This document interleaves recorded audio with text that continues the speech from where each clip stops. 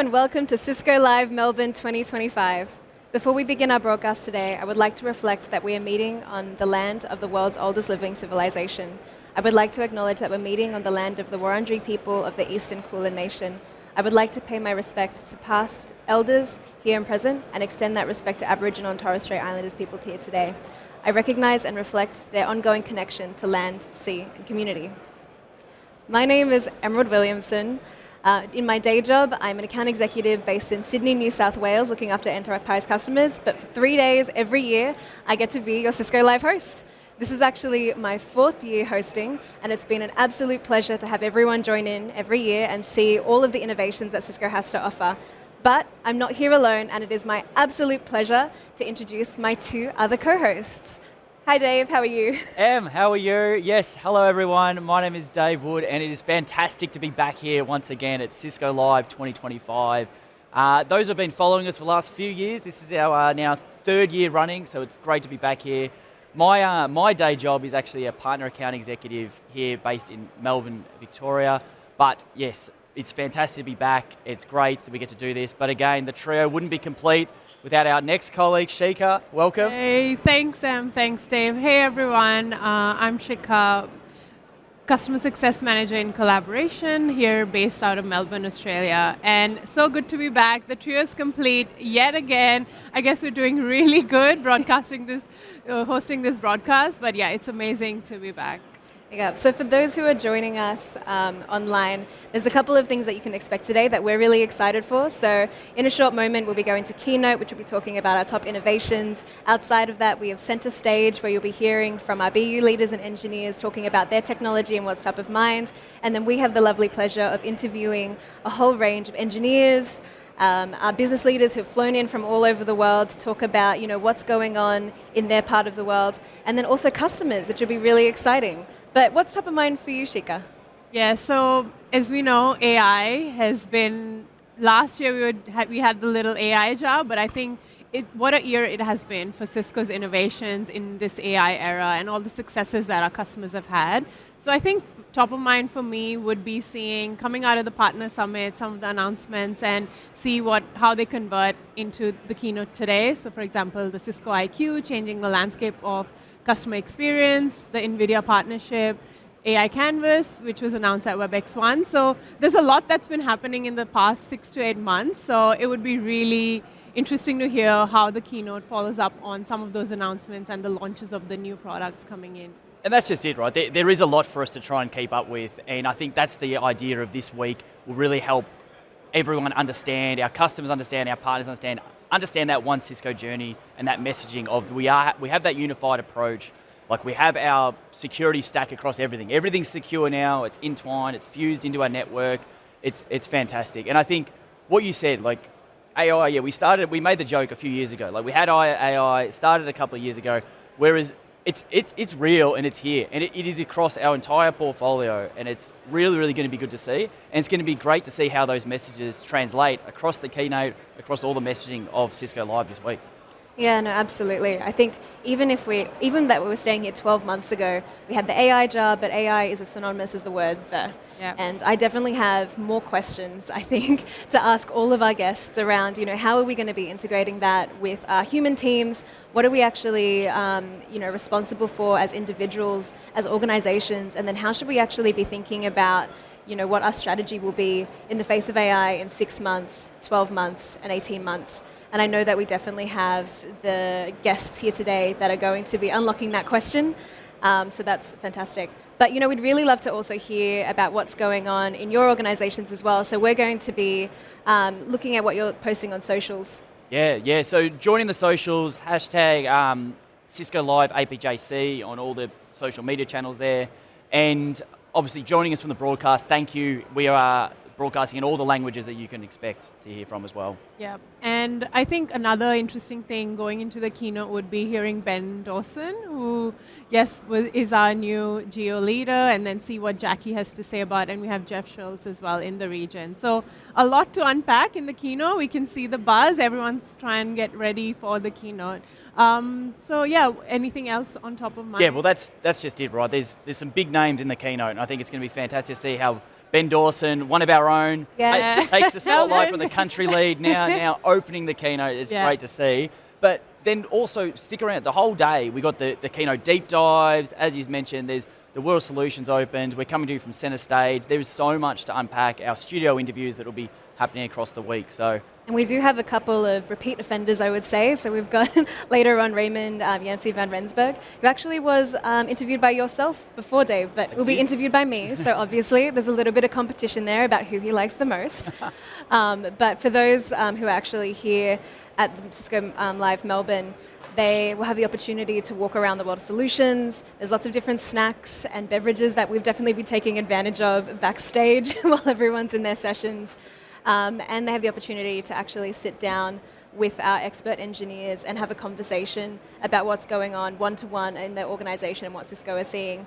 But you know, everyone who couldn't make it, that's why the broadcast is here. That's why we're here hosting this amazing broadcast. So you don't miss any action, especially after the keynote. As you mentioned, the keynote deep dives. There's some really good around Unified Edge and some of the new products that we've recently launched.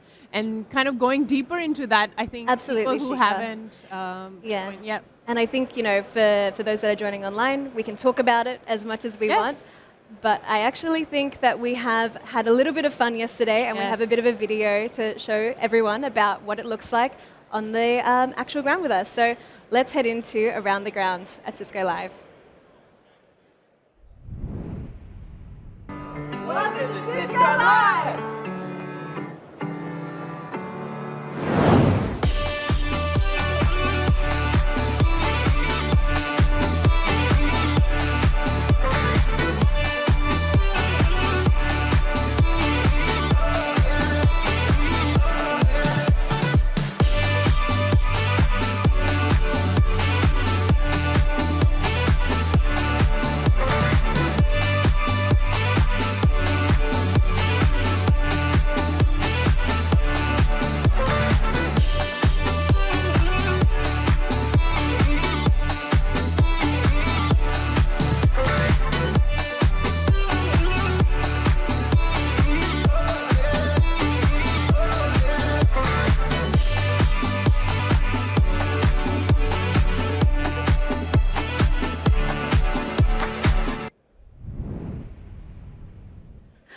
That was such a fun day.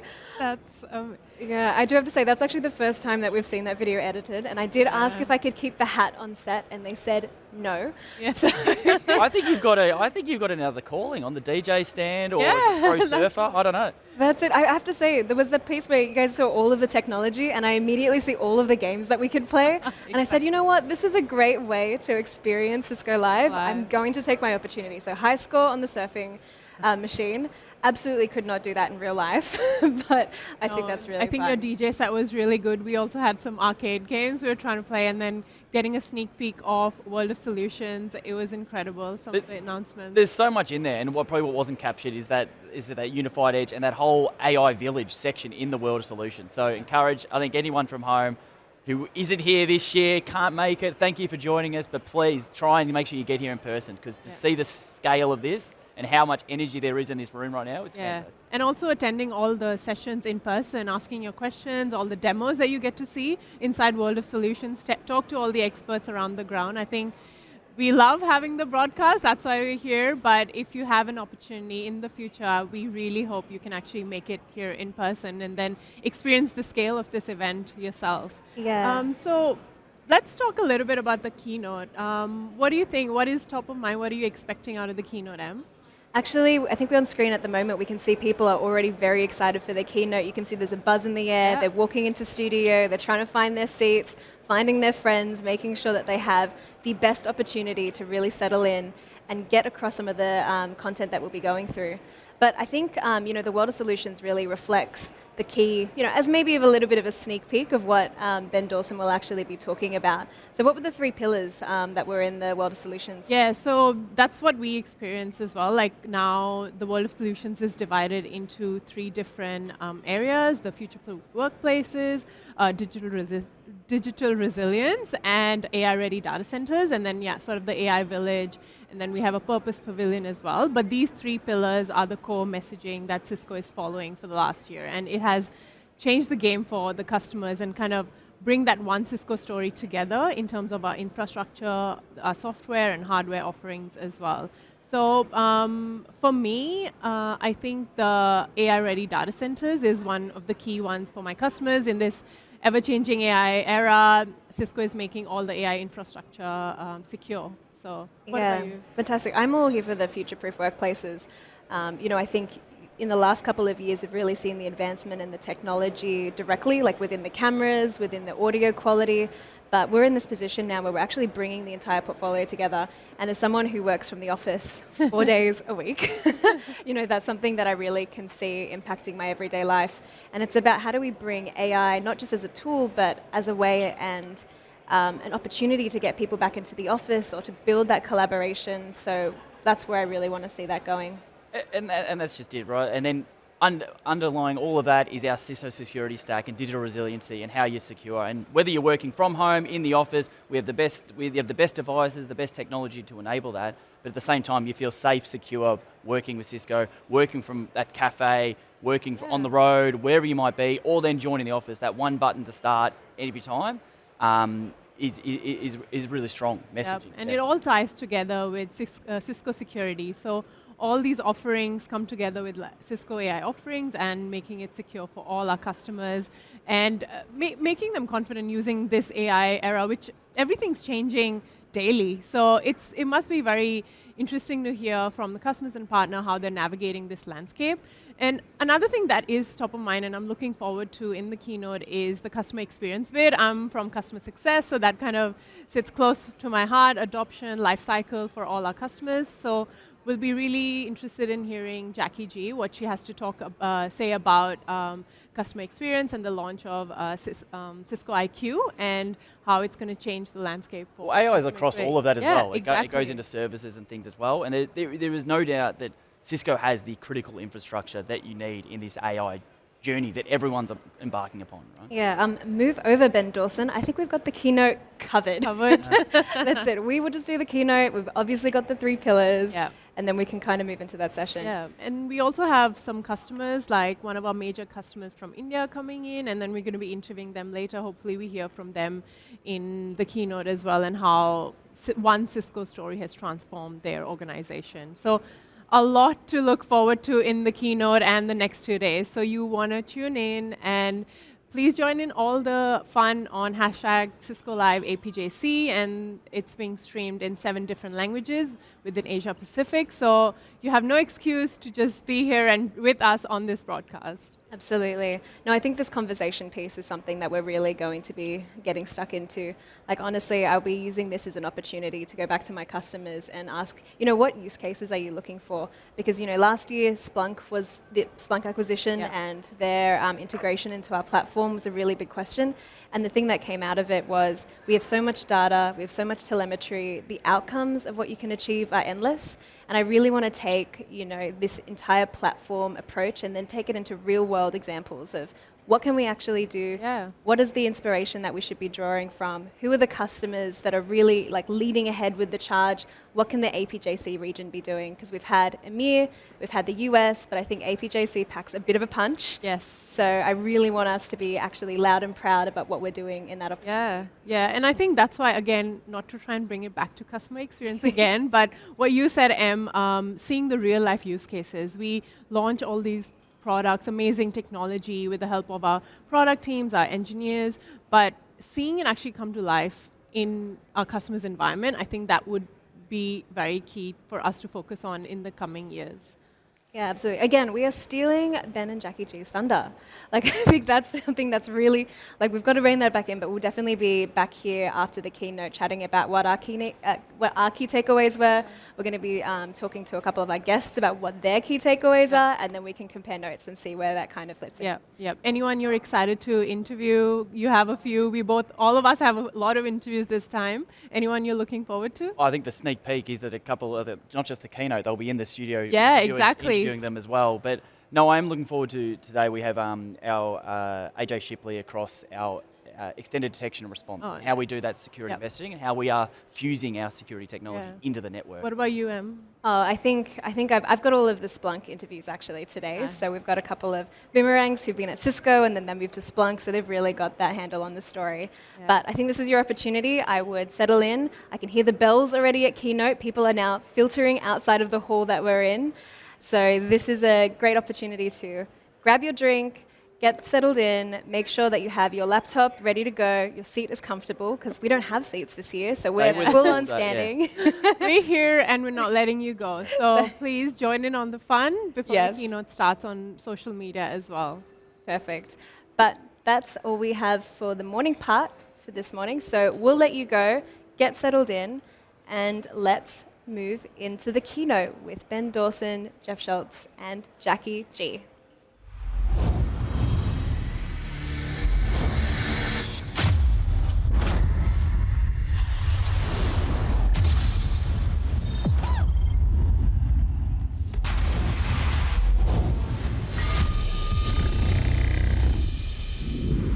What's next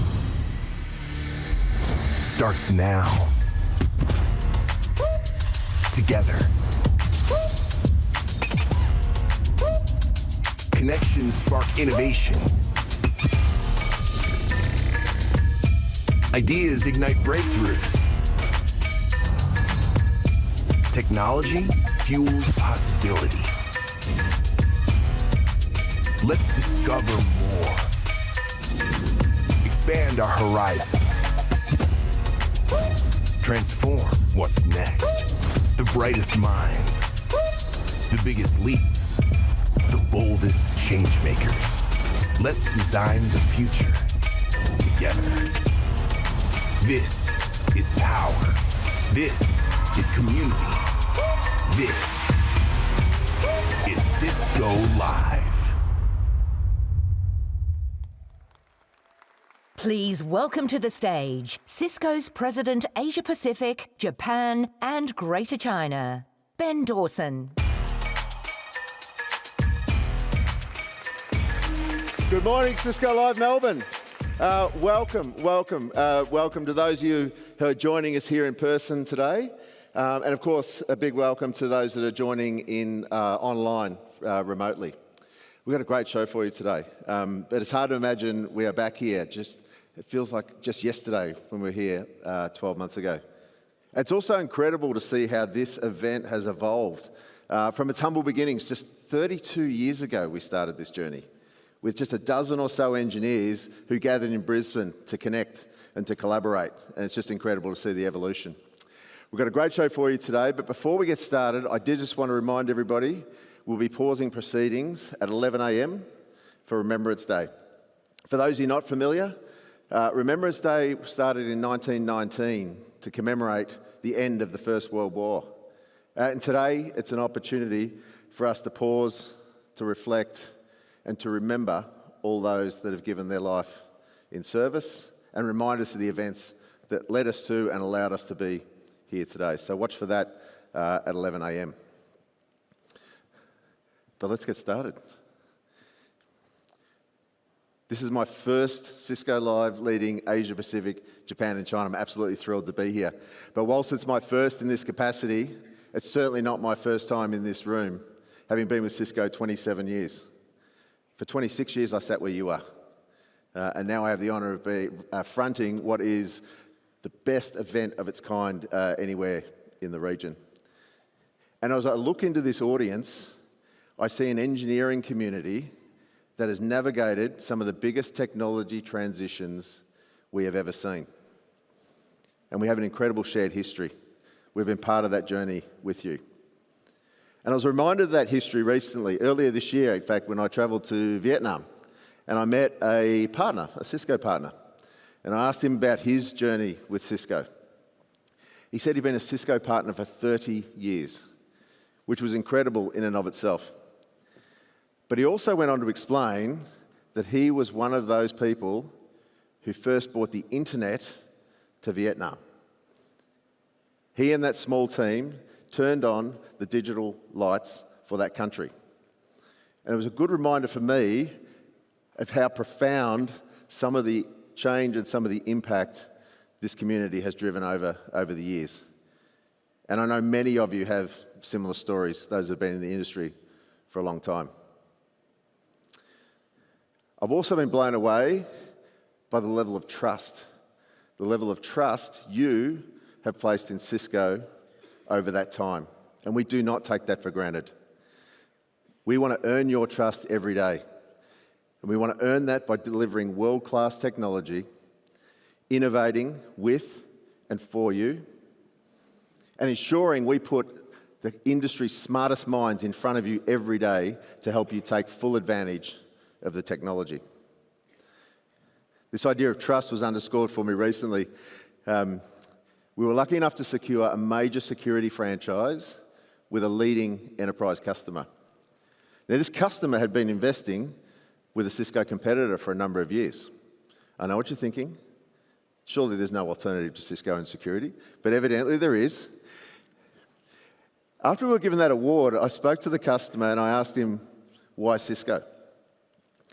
And his answer was interesting. He said, your technology is great, your commercials were competitive, but we chose Cisco because we wanted to work with an organisation that we knew would stand shoulder to shoulder with us through what is a really important program and would be with us for the duration and would work with us through the good, through the challenge, and put it right. And I think that speaks volumes about why we're all here and why we've been together for such a long time. Technology transitions come and go, but that foundation of trust has underpinned what we've achieved together and will be important as we go forward. And I believe that idea of trusted partnership and working with a trusted vendor is more important than it's ever been. We're operating in complex and uncertain times. You only need to look at the headlines every day about some of what's going on in the global economy and geopolitics. And it's a future that presents opportunities and challenges in equal measure. In my first 100 days in role, I've been lucky enough to travel through many of the countries in the region, and I've been struck by the optimism, the bullishness, the ambition that exists in this part of the world.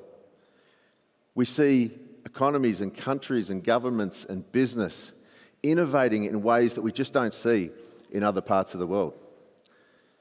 And the economic opportunity is enormous. It's estimated that by 2030, 50% of the world's GDP will be generated by this region. And as I get around, I recognise that companies and businesses, they see technology as being a critical element in realising that potential. But there's also some challenges. Think about cybersecurity. Yeah, as the world gets more complex, as the environments that we build and manage get more complex, as we're pushing services closer to the edge, connecting to different things in different ways, the threat vector is changing. And the sophistication of attacks is changing. In our most recent Cyber Readiness Index, 82% of organisations surveyed said they'd been the subject of an AI-enabled or AI-supported attack in the last 12 months. Yet only 14% of them said they felt truly ready to deal with that type of incident. And this is further underscored by Splunk's State of Security report recently, where 46% of respondents said they were burning time. They were spending their time dealing with the tool sets and supporting the tools rather than dealing with the threat in front of them. This has to change if we're going to scale. But whilst the threat's changed and got more sophisticated, I do think some of the principles that have worked for us remain true, just as true today as they've always been. We need to build architectures that are inherently secure.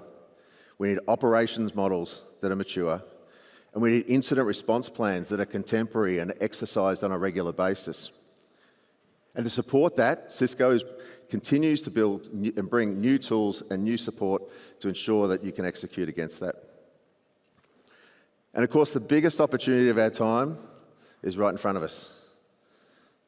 AI is moving at a pace and scale we have never seen before. And it promises to fundamentally transform countries, economies, markets, businesses, and the societies in which we operate. We see countries embracing AI, emerging countries in this region, embracing AI as an opportunity, as a once-in-a-generation opportunity to leapfrog their more developed peers. IDC estimates that by 2030, AI investments could generate $22.3 trillion in economic benefit. The prize is enormous, but the challenge in capturing that prize exists as well. Which models? How do we secure it? How do we unlock our data? If we're going to take advantage of this, we need to solve those challenges. And the question is, are we ready to do that? The answer appears to be some of us. Cisco recently published its third annual AI Readiness Index, which is a survey of 8,000 organisations across 30 countries, 25 industries, and including 14 countries right here in APJC. And it asks respondents about their readiness to embrace AI. It looks at the technology, the business, the controls, processes, and the skills. And what we found in that, only 13% of those organisations surveyed fell into what we call the pacesetter category, those that are truly ready to take advantage of AI. And I think it's instructive to look at what they do well and what sets them apart from the broader population. For pacesetters, AI isn't a side project. They don't have an AI strategy. They have a business strategy, and they're integrating AI into that business strategy directly. They have clear plans, they have clear governance models, and importantly, they have an investment profile that matches the ambition.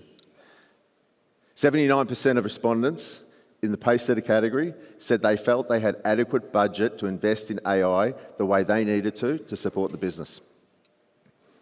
The second thing they do well is they move from pilot to production. We see much higher ratios of pacesetters having real clarity on what the use cases are going to be and having plans to help them get there, to move from concept to reality. And one other thing they do very well is they understand how to measure it. What is the impact likely to be, and how do we know we're making progress in that? Pacesetters also recognise that security is not a bolt-on. Security is a core part of the value proposition. To truly take advantage of AI, it's about unlocking not just the power of AI, but it's unlocking the power of the data we possess. And that data is really valuable to us. And it has the opportunity to deliver real value and new opportunities. But it's also valuable to others. So thinking about the governance, thinking about the policy, thinking about how you utilise your data, and do it in a way that's safe and secure, unlock the value, but not unlock your IP. And pacesetters are also thinking about the infrastructure they need. They're not focused on optimising infrastructure for the needs of today. They're thinking about how they build for the needs of tomorrow. AI changes everything. The volume of traffic. As we see a doubling of the compute, the network becomes a choke point long before the GPUs do. The patterns of that use. We're talking GPU to agent, agent to agent, agent to robot, and of course, agents interacting with our people. So it's not only the scale of those interactions and data, but it's the way they flow. And the infrastructure needs to be reimagined to cater to that. What we've built in the past won't sustain us in the future.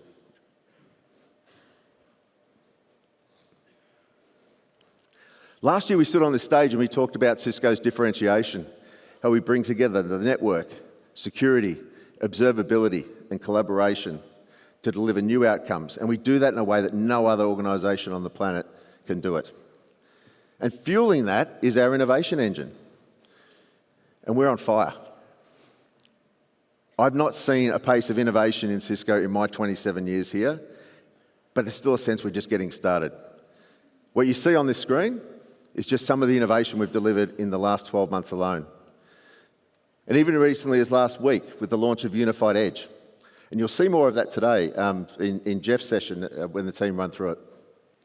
Unified Edge brings together the network, compute, security, observability into one platform to allow you to put capability at the edge, to allow you to move your workloads to where they belong rather than where you have to deliver them today where you have capacity. You'll see more of that in the session shortly. And Jeff's team are going to unpack a lot of these innovations and show you what they can do.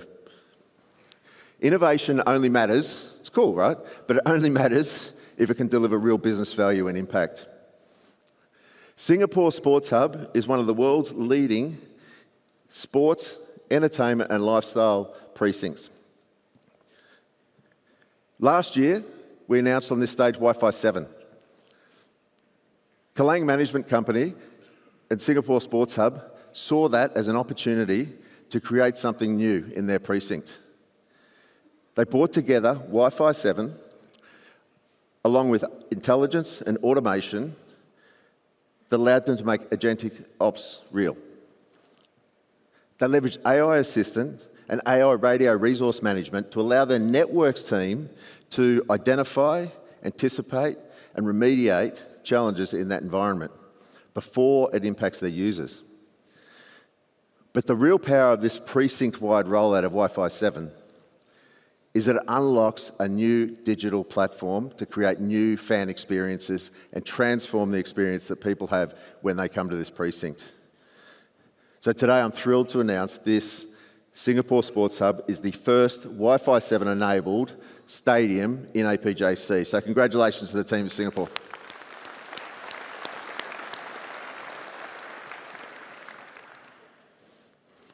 I talked before about our shared history and the journey that we've been on.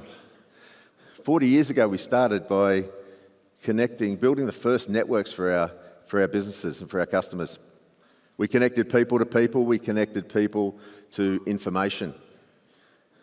We then took that global. We built the internet. You think about the impact that transformation has had on all of us over years. We then put the internet in our pocket and took it mobile. We then worked with companies to support their cloud ambitions and think about how they delivered new applications in new ways. That in turn supported the mass digitisation of countries, industries, society.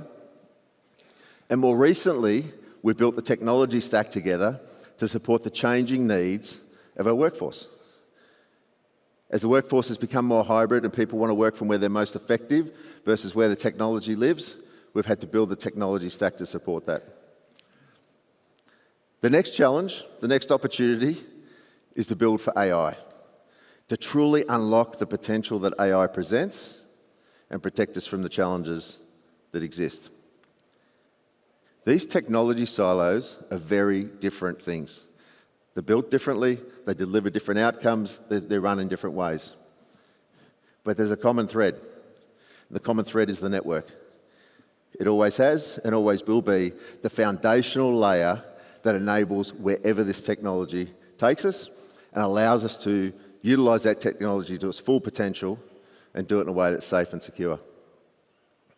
And as we've layered more and more of these capabilities on top of the network, it's become more critical than ever. The dependence on the network infrastructure is like we've never seen before. The bounds of that network infrastructure continue to broaden. 5 nines is no longer an aspiration. 5 nines is table stakes in supporting your businesses as you embrace these opportunities. Cisco, we're committed to ensuring we put in your hands every day the technology, the tools, the processes to help deliver against this expectation. And we're aligning the whole company behind this. We're aligning our portfolio around the pillars that we know will be critical to executing on this.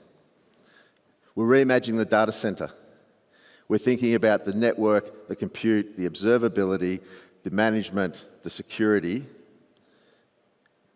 to support these new workloads and to support the new behaviours that they'll bring into the data center. And we're also preparing for the redefinition of that data center, away from the monolithic buildings we think about today that will clearly continue to play an important role. But as use cases move further to the edge, we're looking to build that capability where it needs to exist rather than where it lives today. We're also future-proofing workplaces. We talked about the changing demands from employees on the need for them to operate where it makes sense. This challenge is the same, but it actually accelerates more as we bring AI into the mix, as it's no longer about just employees interacting with each other, but employees interacting with agents. We know that the demands on the workplace are going to change. We don't know exactly what that looks like yet, but we do know that there's an infrastructure required to support that. And of course, none of this matters if it's not reliable and resilient. As the criticality of that infrastructure has grown, the focus of our response has grown with it. We're building world-class, reliable, consistent network technology, but it's more than that. We're also fusing security and observability directly into the network so that you can anticipate changes, you can anticipate issues, and you can respond to it seamlessly before your users or your constituents or your stakeholders are impacted in a negative way. All of that's going to help create this foundation for AI, but we're also embedding AI capability in everything we do to make our technology easier to design, deploy, utilize, and interact with. Now, it's fair to say there's a lot of hype around AI at the moment, and I think that'll be with us for some time to come. At Cisco, we're focused on ignoring the hype and preparing you for whatever that eventuality looks like. We want to work with you to make those no-regret moves that will put you in good stead to exploit AI to its full potential and support the needs of your business. I don't think anyone knows which models are going to prevail, which vendors are going to prevail, which business cases are going to make sense, and those that are not. But what we do know is getting the infrastructure right to take advantage of those opportunities and deal with those threats is critical. And the time to do that is now. And I think this week serves as a really important vehicle to start that journey. This week you'll have the opportunity to interact with Cisco experts, look at some great technology, spend time with your peers and spend time with our partners, and think about and workshop and collaborate on how you can embrace this opportunity. I'd love to see every one of you emerge from this week with a really clear plan. A plan on how each of you can support your business in becoming pace setters in the years to come. So whilst the opportunity is not clear, we don't know where this AI journey will take us. I think we can make some moves now to be ready for wherever that is. So, we've heard a bit about where we've come from. We've heard a bit about the opportunity. In the next session, you're going to hear a lot about what Cisco's doing to bring the cool technology and capabilities to help support that. I thank you for being part of this week. I know we've got a great show ahead. I thank you for your investment in Cisco. I thank you for your loyalty and trust over the last few years. And I very, very much look forward to writing the next chapter together. Thank you, and have a great week. Cheers. The future with AI won't be a straight path. It'll twist, it'll turn, it will zig, then zag. The answer isn't to avoid going forward. It's knowing how to navigate your way with certainty and speed, even when the path is complex. Cisco is powering the AI era by empowering you to reimagine data centers and workplaces with unrivaled infrastructure, security, and resilience, clearing your path to wide open possibility. Cisco, making AI work for you. Please welcome to the stage Cisco's Senior Vice President Portfolio Strategy, Jeff Schultz.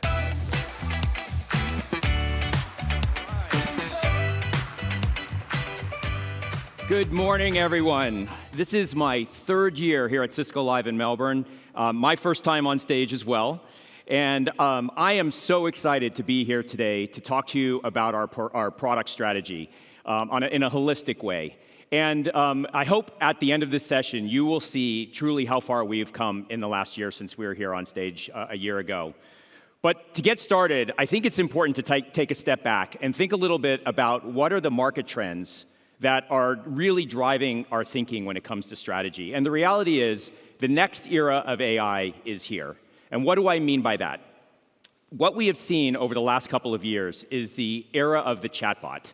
And this is where humans are talking to AI, getting great information, learning things in new ways, and getting information across different systems that we could really never get before. And it has been really, really transformational. But this next stage of AI is going to be even more transformational. This is when agentic AI, or agents, are able to actually do full tasks. Think about complete workloads, either autonomously or semi-autonomously, working with humans, working with other agents to actually get jobs done and do real work. And we are extremely positive on this. We believe AI, agentic AI in particular, is going to make a world of 8 billion people feel like we have the capacity of 80 billion people. But at the same time, AI is going to have massive implications for the technology architectures of everybody in this room. And in many ways, if you think about how technology is kind of a pendulum and shifts back and forth, we've seen a lot of shifts over the last 5 or 10 years, and in some ways, some things are even shifting back. Cloud and on-prem and how we think about security are all fundamentally changing. And let me give you an example of some of the things that are causing that change to happen. And let's just look at inferencing as an example. As we move into the agentic era, you are going to see more inferencing happening, where instead of just training models, your organizations are going to be using models to drive incredible systems. But in the era of chatbots, what we saw was that the demand on our inferencing and our infrastructure was very choppy. Someone would go and ask a question, and AI would go off and get an answer, come back to you, and you would see spikes of demand in your infrastructure. Agentic AI is going to completely change that, because as agents start taking on full tasks, as they collaborate with other agents, as they start to work over long durations of time, you're going to see the demand on your infrastructure go up very high and stay very high. So your power needs, your compute requirements, your networking requirements are all going to fundamentally change. And we think that there are actually a few things that are actually going to potentially slow us down towards this huge opportunity. So 3 particular things: an infrastructure constraint, a trust deficit, and a data gap. The infrastructure constraint we just talked about. Do we have enough power? Do we have enough compute? Do we have the networking in place to be able to handle this new demand on all of our infrastructure? The trust deficit is also very, very real. And what we've seen is that people are anxious to get going with AI, but there is a trust issue. And it comes into a couple different areas that are even beyond the normal security issues that we have to think about. So we have to think about AI safety. AI models are non-deterministic. You can ask the same question multiple times and get different answers. And you have to protect yourself against harmful content and potentially damaging content, or even the release of sensitive information. And so AI safety is a critical area that we need to focus on. AI security is another key area of focus, because that's preventing bad actors from getting your AI systems to do bad things.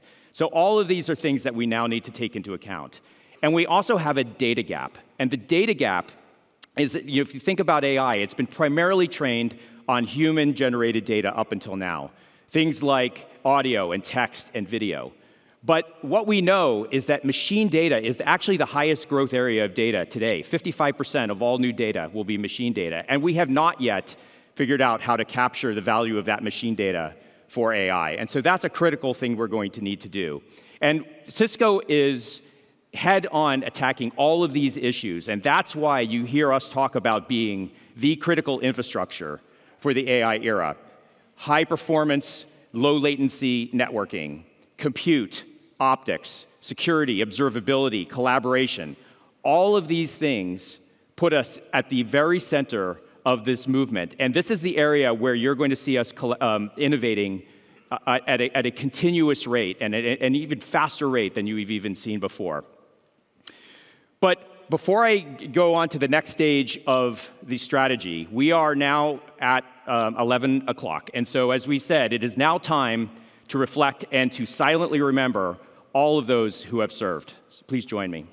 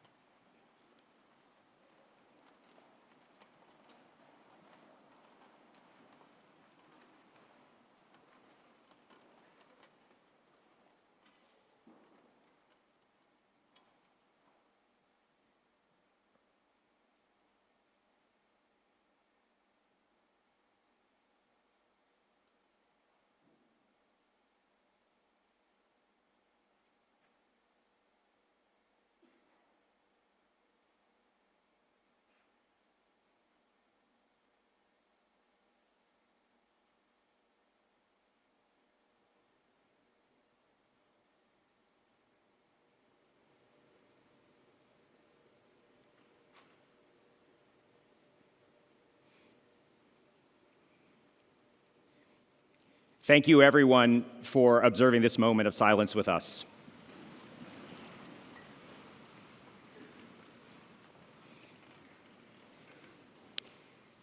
So now what I'd like to do is talk to you a little bit about how we are actually attacking this challenge and becoming the critical infrastructure for the AI era. And as you saw before, we are doing this by focusing on the core outcomes that we think you need to drive in your organizations. So AI-ready data centers, which is where the digital workers of the future are all going to work and live. Future-proof workplaces where humans work, collaborate with each other, work with customers, work with patients, and get the jobs of the future done. We also know that data centers and workplaces don't exist in silos. And so that's why we are so focused on what we call secure global connectivity, working with our service provider partners to make sure that you can have secure, high performance connections between your data centers and between your data centers and your workplaces. And digital resilience is critical. We need to make sure that you have the ability to leverage all the data that you have to keep your business up and running and protect it from downtime, whether it's an infrastructure issue or whether it's a security threat. And all of this is powered by Cisco AI. And so what I'd like to do now is walk you through each of these different areas over the course of this next session and really dive into what's driving it. So we'll start with AI-ready data centers. The reality is the world today is seeing the largest build-out of data centers that we've ever seen in human history. And we at Cisco are foundational to all of these build-outs. We are focused on hyperscalers, neoclouds, service providers, and enterprises. And our strategy is in really three different parts. First, innovating for hyperscalers and service providers. Second, fusing security into the network. And third, delivering an integrated AI stack. And so let's talk about what each one of these means.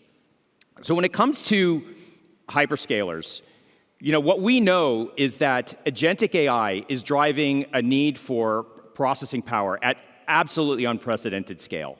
And so let me give you an example of what that looks like. If you think about the very, very early days of AI, we were training models on a single GPU. But that very quickly became not enough. And so what ended up happening is we started taking multiple GPUs and putting them into servers to be able to handle that increased training workload. And so we scaled within servers. But then that, of course, wasn't enough. And so then you have this notion of scale up. So taking multiple servers that have multiple GPUs and putting them all in a rack and having them all work tightly together. But again, that also doesn't scale, and we had to go even further than that. And so then you start seeing what we call scale-out architectures, where you now have multiple server racks within a data center that all need to be interconnected at very high bandwidth and low latency. And oftentimes you see high-speed optics in the middle of this connectivity. But again, what we have seen with the advent of especially agentic AI is that even this is not enough. And a single data center just simply cannot house enough server racks to get the job done. And it's because of power constraints, space constraints, and even local or regulatory reasons why you just simply cannot build data centers larger and larger. And so now we have the need to scale across, to actually have multiple data centers working in unison across hundreds and potentially even thousands of kilometers, and again, connected with coherent optics. And so this is a new challenge that we need to face. And what Cisco has done is we have been focusing on building high-performance scale-across solutions for this very reason. And we were super excited a few weeks ago to announce the new Cisco 8223 router. This is a 51.2 terabyte router, 20 billion packets per second, 65% less power than the previous generation. It's powered by our P200 Silicon One chip that has deep buffer technology so that it can handle burst traffic between data centers. And when paired with our optics, what we are seeing is that you can now get the performance across data centers at distance that used to be only achievable with a switch within a data center. And so this is really critical to this next phase as we see data centers really start to expand. And by the way, why I know many of you in this room aren't necessarily going to do that, but it's important for you all to know that the technology and the innovation that we are putting into these new capabilities are the exact same technology and innovation that we're bringing to the enterprise as well. So that's why it's so critical that we be focused on the data center expansion as well as bringing that to the enterprise. But let me turn attention to the second part of our strategy, which is fusing security into the network. And why is that important? We think in today's day and age, the attacks are so real, and you have to assume that an attacker has already gotten in. They're already in your system, and they are moving laterally between systems and systems. And so you have to stop lateral movement of these attacks. And so where does lateral movement happen? It happens on the network. And so we believe that security and networking can no longer be viewed as separate items moving into the future, which is why we need to bring it together. And it starts with the traditional firewall. And what we've done over the last several years is spent our effort to completely revamp and upgrade our entire firewall family. And so now we have price performance leadership across the entire spectrum of firewalls, from the smallest branches up to the largest data centers, especially with the launch of our new Firewall 200 series and 6100 series firewalls. But that's not enough. The demands of AI, and specifically agentic AI, are going to require us to move security closer and closer to the workload. It has to be right at the containers and the servers where workloads are running, and it even needs to be in the network, which is why we've brought together all of our physical and virtual firewalls, our secure workload capabilities, our eBPF capabilities, and Hypershield into one system that we call a hybrid mesh firewall, all managed with one control plane called Cisco Cloud Control, Cisco Security Cloud Control. And what this allows us to do is manage all of this firewall capability through one control plane, and including third-party policy. And key to this hybrid mesh firewall strategy is what we are calling a smart switch. This is a new category of converged security and networking appliance. Think of it as a device that has two personalities, a network personality and a security personality. And what this allows you to do is run high-performance networking, just as you would with one of our normal switches, but also run security processing on the same box. So when tied to the hybrid mesh firewall, this allows you to redirect east-west traffic that's happening across your systems away from perimeter firewalls or other places that may be inspecting it or may not even be inspecting that traffic, and now inspect that traffic at line rate within the networking device itself. And this is really game-changing, because as we see agentic AI take off, we believe the amount of traffic you're going to have to handle within your data centers is going to skyrocket, and you need to have the security and the networking built together. And it's a great example of where Cisco can truly innovate in this market because of our expertise in both. But obviously, security also then requires a full stack. It requires you to actually think about the infrastructure in total, and that's why we have the third part of our strategy in the data center, which is to deliver an integrated AI stack. And as I said before, this is really about taking the innovation that we're doing for hyperscalers and bringing it to our enterprise customers. And we are doing that in close collaboration with NVIDIA. So earlier this year, we launched the Cisco Secure AI Factory with NVIDIA. This is a full stack reference architecture that includes Cisco compute capabilities, our networking capabilities, partner storage, as well as partnership with NVIDIA. And in fact, we have built our Cisco switches so that they can actually make use of NVIDIA's Spectrum-X architecture. And we're the only non-NVIDIA networking partner to be able to do that. But we don't stop there. We've also included our observability capabilities as well as security capabilities to make sure that you have a complete solution for completely reimagining your architecture in the data center. And we've made it easy to order it and to deploy it. And we did that with AI Pods, which were just announced almost exactly 1 year ago today. And with AI Pods, you again have a full stack that you can purchase from Cisco with all of the necessary components based on the different inferencing workloads you need. And what's new about this is that as of just the last few weeks, you can choose to run these AI Pods either on-prem or in the cloud. So if you want to do them on-prem, you use our Intersight capability tied to Nexus Dashboard. And now with Hyperfabric, you can use Hyperfabric and Intersight to manage these AI Pods in the cloud. So giving you the flexibility that you need to manage your AI infrastructure however you want to manage it. But at the end of the day, what is it that's actually running on this infrastructure? It really is, think of billions of agents are going to be running on this infrastructure, trillions of tokens.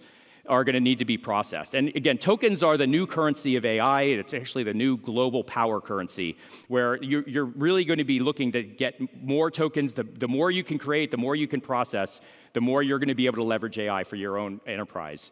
And so it's really, really critical to think about strategies for generating tokens efficiently. And here's the thing. You're not going to be able to run and manage all of these tokens within a data center. They're going to have to move out of the data center and move out to the edge. Just like we've seen data centers expanding, we're going to see AI inferencing expand from data centers to the edge. And think of it in different retail or different industry use cases. In retail, for instance, you have computer vision and custom systems for customers. In healthcare, you have diagnosis and robotic surgery. In manufacturing, you have smart factory floors. And all of this is going to require a massive amount of inferencing, and you're not going to want to send it from the edge up to the data center. But here's the issue. The edge infrastructure is really lagging. You have a bunch of different products. You have a lot of different vendors, a lot of tools. It's messy. It's complex, lots of wires.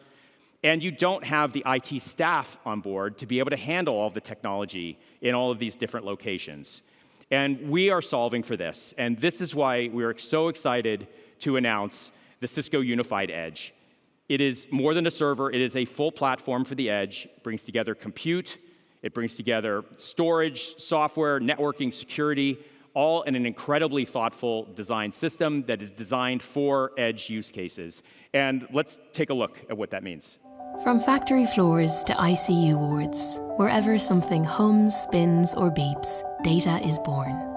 Every byte is a breadcrumb, a clue to smarter decisions, leaner operations, even lives saved. A round trip to the cloud is possible, but some decisions can't wait. And while edge intelligence is ready, the infrastructure wasn't, until now. Introducing the Cisco Unified Edge. Not just a server, an AI-ready platform. The difference isn't subtle, it's structural.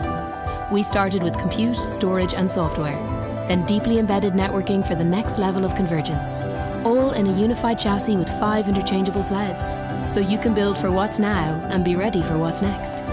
We then set a new benchmark for unified operations from the edge to the core. Zero-touch provisioning and pre-validated blueprints for speed with precision. But it's our fleet-wide operations and end-to-end observability that others simply can't match. And because we know an unprotected edge can turn advantage into exposure, we fused security in. Hardware-based protections are foundational. We then apply zero trust to every access, humans, machines, AI agents, and assess real-time identity and risk for segmentation. We even make sure your AI models don't go off script. We assembled all these pieces into a platform with one purpose: to think at the edge safely. Cisco Unified Edge.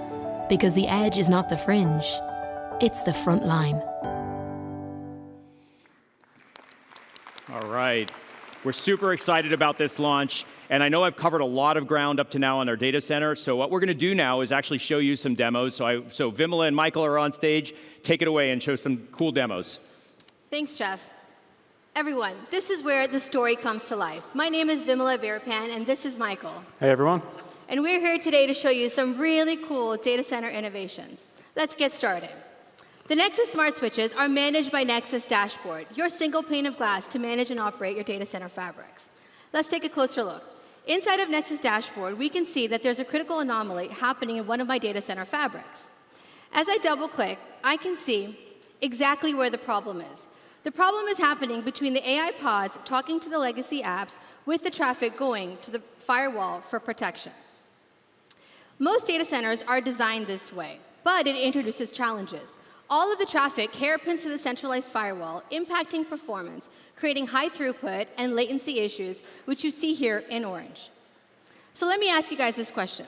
Why send all of your east to west traffic to a centralized firewall when you can protect at the top of every rack? Well, with Nexus Smart Switches, we're bringing this to you. We're bringing to you distributed layer 4 segmentation at the top of every rack. Now, every packet on every port is protected in your data center. Let's now see how you can add a security policy to the Nexus Smart Switch. The Security Cloud Control is where you unify all your security policies for Cisco Security Solutions, third-party firewalls, as well as the Nexus Smart Switches, as you guys can see here under Type. In the center of the screen, you can see that we're already managing a third-party firewall security policy. One of the most powerful things Security Cloud Control can do is take this exact existing policy, understand the intent, and push only the needful to the Nexus Smart Switch. In just a few clicks, all done automatically. Let's head back to Nexus dashboard to see the post results. Right away, we can see that the centralized firewall is no longer part of the east to west traffic flow. Security has moved to the top of the rack, and the policy that I just pushed is indeed working because I see that on the right-hand side, it's dropping the needful traffic. On top of this, we're giving you stellar performance of 800 gig of layer 4 segmentation throughput, microseconds of latency. And to all the network operators out there, we're giving you deeper visibility into firewall statistics that you didn't have before. We're giving you better performance, better protection, and visibility all together as one. So we just talked about protecting workloads, but what about protecting the Nexus switches themselves? Let's take a closer look. Nexus dashboard is telling me I have 3 active vulnerabilities. I can also see, as I double-click, which all of my Nexus switches are impacted by these vulnerabilities, as clearly indicated in red. When you experience such a scenario, you have far and few maintenance windows, and downtime is not an option. Here's how you stay protected with Live Protect, something only Cisco can give you. With Live Protect, in a single click, we can apply a compensating control onto all of these Nexus switches and instantaneously protect them from these vulnerabilities. Now, you still have to upgrade, but it's on your own time. The end result, no downtime, no disruption, and you stay protected. And guess what? The Smart Switch, it's right here, orderable today. The best part, you have flexibility. Turn it on in network-only mode and add security whenever you're ready. Start simple, scale fast, and stay protected. That is the power of Nexus. Now, as we head in, we just talked about how we're transforming security by detecting and defeating threats with Nexus switching. This becomes the foundation of our secure AI factory. Let's build on this.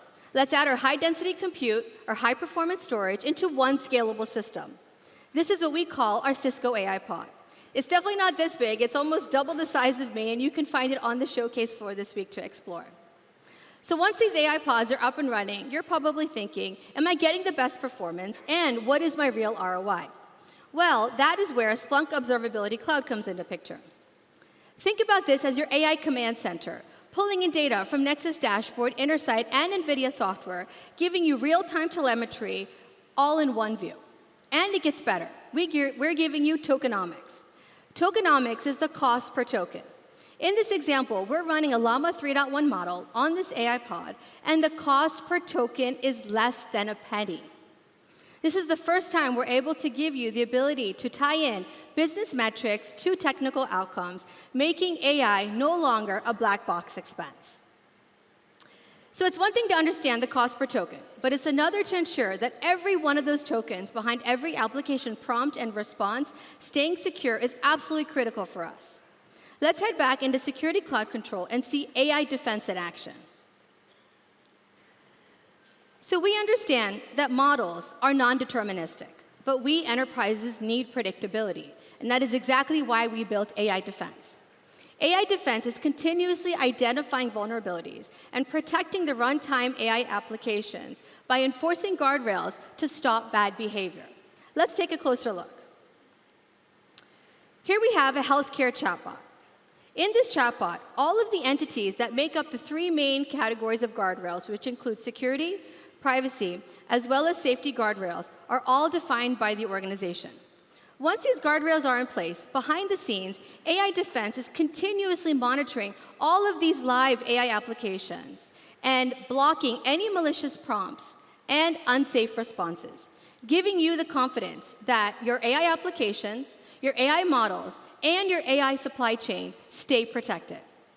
This is what makes Cisco's Secure AI Factory so unique.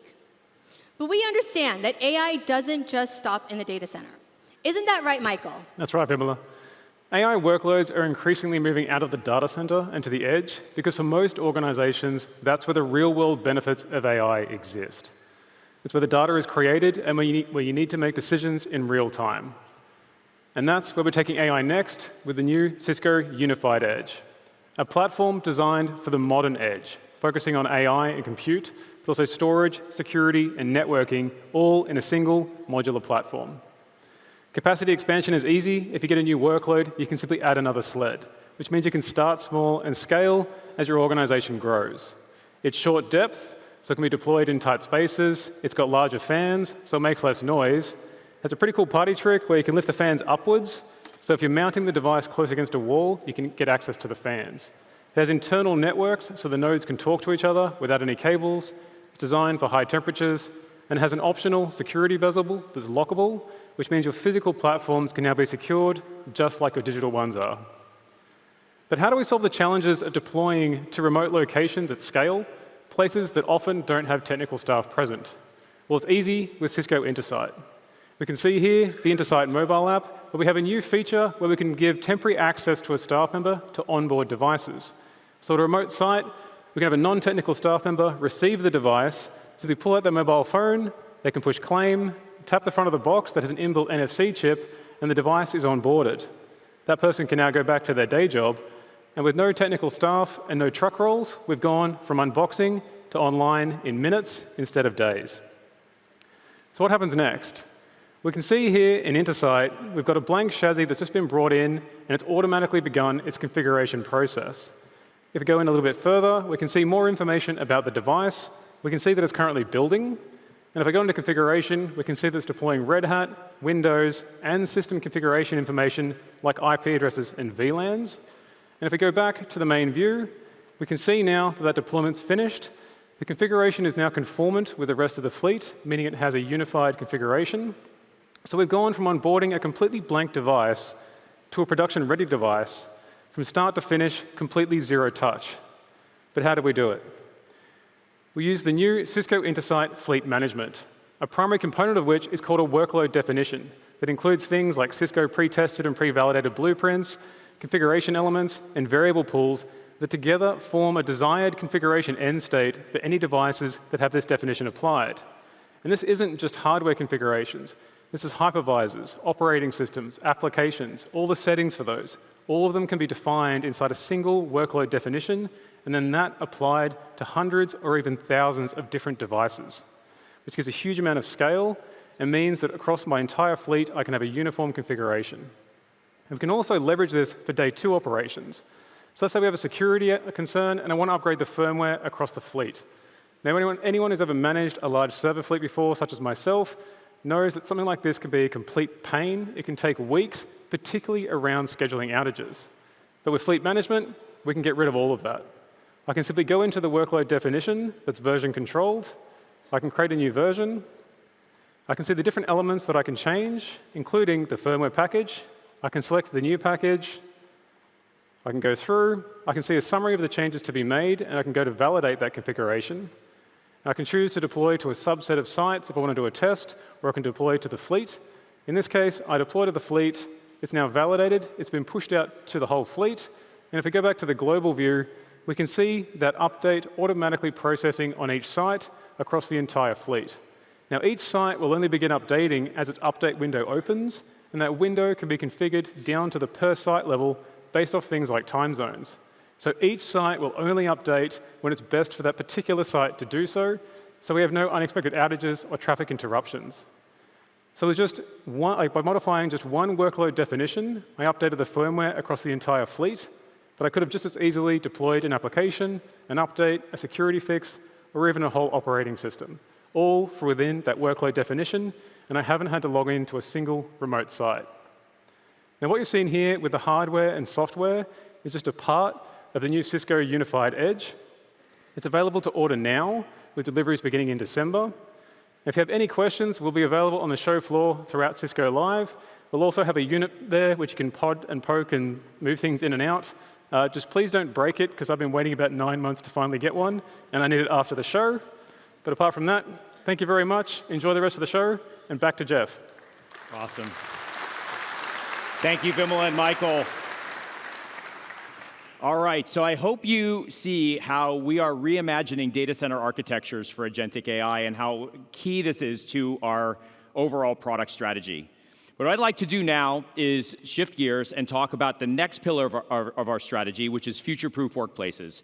And as I said at the beginning, you think of a workplace as very broadly. It's an office, it's a branch, it's a home, a car, a factory, a hospital, a stadium. It's anywhere that your employees are working, connecting with customers, connecting with patients, or whoever they serve. And we think in the agentic AI era, the workplace is going to change dramatically. You are going to see agents being run by employees on desktops and servers in the office. You are going to see robotics, both custom-built or purpose-built robotics, as well as humanoids, a plethora of sensors and IoT that enters the workplace. You have new collaboration requirements, power requirements, as well as an ongoing set of new security threats that you're going to have to handle. And so our strategy here is, again, three things. First, modernize campus and branch infrastructure. Second, fuse security into the network. And third, deliver on the promise of AI experiences. And so again, let's walk through each of these in a little bit more detail. And at Cisco Live in June, we made a number of really significant announcements when it comes to our campus and branch networking and connectivity capabilities. First was the unified cloud management capability with enterprise features.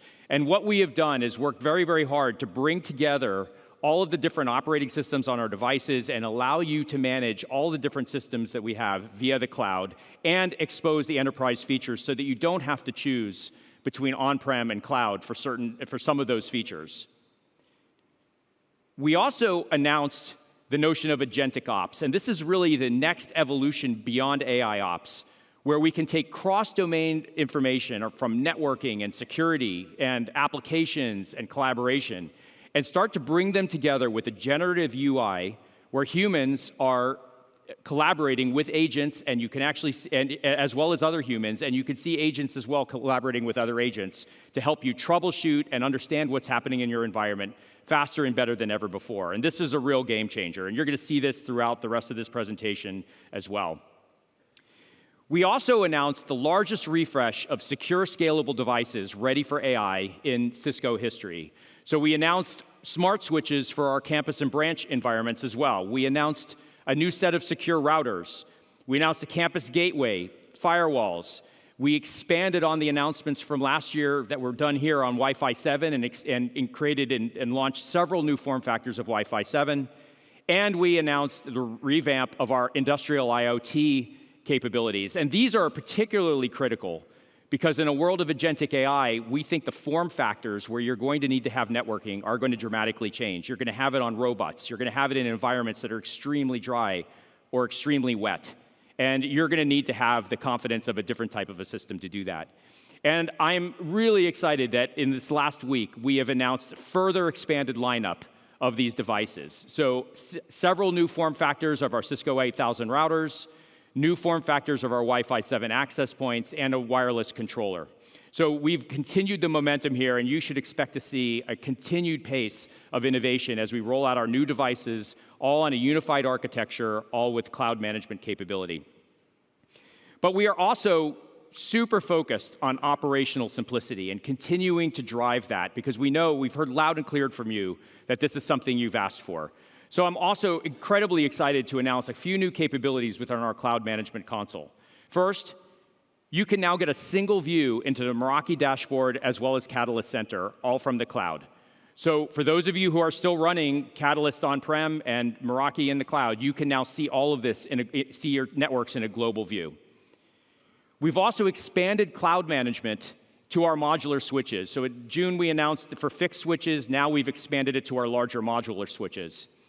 And we've expanded our capability for doing cloud-managed network fabrics. So now, as you expand your networking capability and you add new devices to your network, they can auto-configure and be available to you in the cloud to manage. So again, significant momentum in driving more operational simplicity for you and more choice to move to the cloud.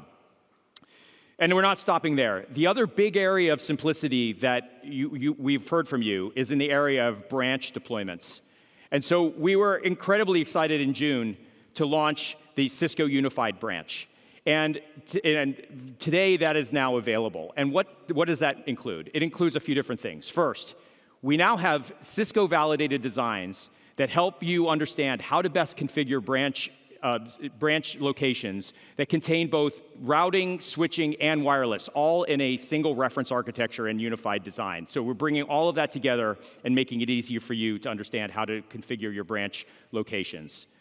We've also added agentic workflows. So when you have complex or repetitive tasks that need to be done, you can now use the Cisco AI Assistant to automate that for you. You can talk in plain language and have it do these tasks. So for example, if you need to configure a SysID for 1,000 retail locations, you can now do that through our AI Assistant, through agentic workflows. And we've also enabled what we call branches code. And this is for our customers who want to be able to deploy branch configurations using code and our APIs and do it. And many of you are managed service providers. It's incredibly important for a managed service provider. But any organization that's looking to deploy branches using more of a DevOps type process, this is for you. And again, incredibly excited about the innovation here that we're bringing. And again, you will see from us continuous momentum in driving simplicity in how you manage your campus and branch infrastructure. But now I want to talk about the next part of our strategy in workplace, and that is, again, fusing security into the network. Just like in data center, we know that the security threats are going to become greater and greater, and you need to have we do not believe you can be thinking about networking and security as separate things. And so in the workplace, especially in the agentic era, there are a couple key things that we think you have to be aware of. So first, you need protection of the infrastructure and the devices themselves, as well as data in transit. And this is for things like tampering, for post-quantum, and being able to handle security issues much faster than ever before. You also need access control and segmentation for the things that go on the network. Think about things like identity and posture assessment and policy that determines what can go on your network and what it can talk to once it is on your network. You need secure connectivity for people and things and agents and all the things that are accessing resources once they are connected to your network. And you need to be able to protect all the different workloads and things that sit on the network from outside attack and rogue behavior. So all of these things are areas where you need to be focused on from a security perspective as you add more and more users and devices and things to your network. And that's why we have been focusing on a platform approach to driving comprehensive workplace security. And we actually call this secure networking, so bringing all of this together. So think about the secure infrastructure. All the devices that we've been launching all have post-quantum capabilities. They all have the tampering protection capabilities that I just talked about. You have identity-based segmentation capabilities from Cisco that allow you to control what goes on the network and do automatic segmentation, even quarantine if you need to. We talked earlier about the hybrid mesh firewall and how that helps you protect against against rogue traffic issues and things that are trying to attack your users or your workloads on the network. And then we also have what we call zero trust access. And this is our way of protecting users and things and agents once they actually get on your network and start to try to access workloads and resources. And I want to dive into this last one a little bit more because it's an area that we've been doing in a massive amount of innovation, and it's, I think, important for you to understand all the different capabilities that have come through, as well as how our security and networking are working together to achieve this. So think about zero trust access as being a single layer, a single security platform that allows you to protect every device, every user, everything that gets on the network. And we have comprehensive identity authentication capability as well as continuous identity verification. And why is that important? Because the vast majority of attacks these days are actually identity-based attacks. People will get your credentials, get into your systems, and it's only by behavioral analysis that you'll understand that it is actually not who they say they were. So we have that built into the platform. And then, because of our tight ties to the network, we are able to do all of the plumbing. So no matter what kind of application you're trying to access, a traditional application, a SaaS application, an application behind your firewall, we know how to best do that connection over the network and optimize the experience. We're also able to apply consistent security to this whole process. So through our secure access product, working with our SD-WANs, we're able to have a single set of policies around everything from firewalling to data protection and even AI defense. So what you saw earlier with AI defense and protecting models, we can also apply AI defense to protect users and ensure that they're not getting harmful content, information from AI, and make sure that they're not accessing AI systems that they shouldn't be accessing. And that's all built into the Secure Access product. And then finally, because we have integrated with Thousand Eyes, we can give you data on the experience your users are seeing, and we can tell you whether or not an issue is a security issue or a networking issue, and we could even assess a policy before it gets pushed to help understand if a policy configuration error is going to cause an experience problem. So all of this is now tied together in a single platform, utilizing all the different components of Cisco, both across our networking capabilities and our security capabilities to deliver this holistic solution. But again, why do we connect people and why do we secure? Because we need to deliver great experiences for all of our employees and all the people that they serve. And so a few weeks ago at WebEx1, we announced a concept called connected intelligence. And this is a sort of very revolutionary way that we are thinking about how people and people will collaborate in the future, how people and AI will collaborate in the future, and even how AI and AI will collaborate together, how agents will work together to solve problems on our behalf. And it was an incredibly exciting couple of days. I urge you all to go and watch the keynote to see all of the different announcements, but we put together a quick reel to show you some of the excitement that we saw a few weeks ago.